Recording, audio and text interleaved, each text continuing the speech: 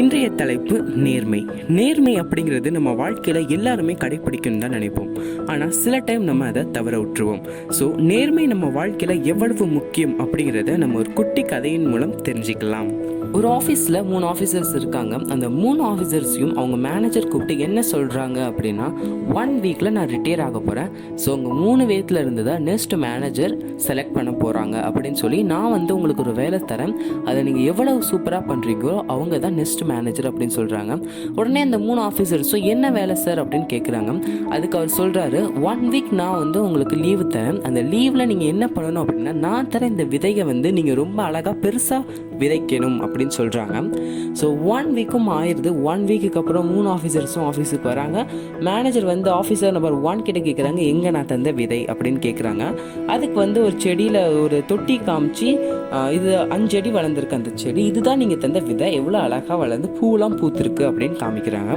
So officer number 2 என்ன பண்ணுறாங்க அப்படின்னா, ஒரு மரத்தை காமிச்சு, இதுதான் நீங்கள் தந்த விதை, 1 வீக்கில் இவ்வளோ பெரிய மரமாக எவ்வளோ அழகாக வளர்ந்துருக்கு அப்படின்னு சொல்கிறாங்க.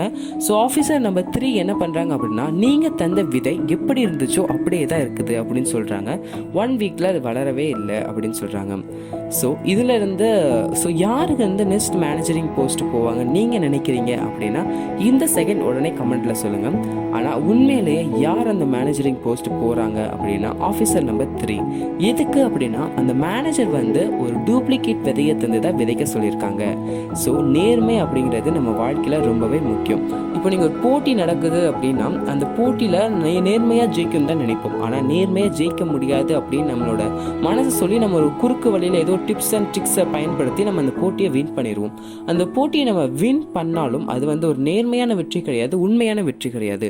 நேர்மையாக நம்ம இருந்த அந்த போட்டியில் வெற்றி பெற்ற அதுதான் உண்மையான வெற்றி. அது மட்டும் இல்லாமல் சுதந்திர போராட்டத்தில் நம்மளோட தலைவர்கள் நேர்மையாக இருந்ததுனால தான் நம்ம இந்த நாட்டில் இப்போ சுதந்திரமாக இருப்போம். நேர்மையை நம்ம கண்டிப்பாக எல்லாருமே கடைபிடிக்கணும். அது மட்டும் இல்லாமல் சுதந்திர போராட்டத்தில் நம்மளோட தலைவர்கள் நேர்மையாக இருந்ததுனால தான் நம்ம இந்த நாட்டில் இப்போ சுதந்திரமாக இருப்போம். நேர்மையை நம்ம கண்டிப்பாக எல்லாருமே கடைபிடிக்கணும். ஸோ நீங்கள் கேட்கலாம், நேர்மையாக இருன்னு சொல்கிறீங்களே, அப்படி நேர்மையாக இருந்து என்னத்தை சாதிக்க முடியுது அப்படின்னு நீங்கள் கேட்கலாம். நேர்மையாக இருப்பதே ஒரு சாதனை தான் என்று சொல்லி உங்களிடமிருந்து விடை பெறுவது உங்கள் நான். நன்றி, வணக்கம்.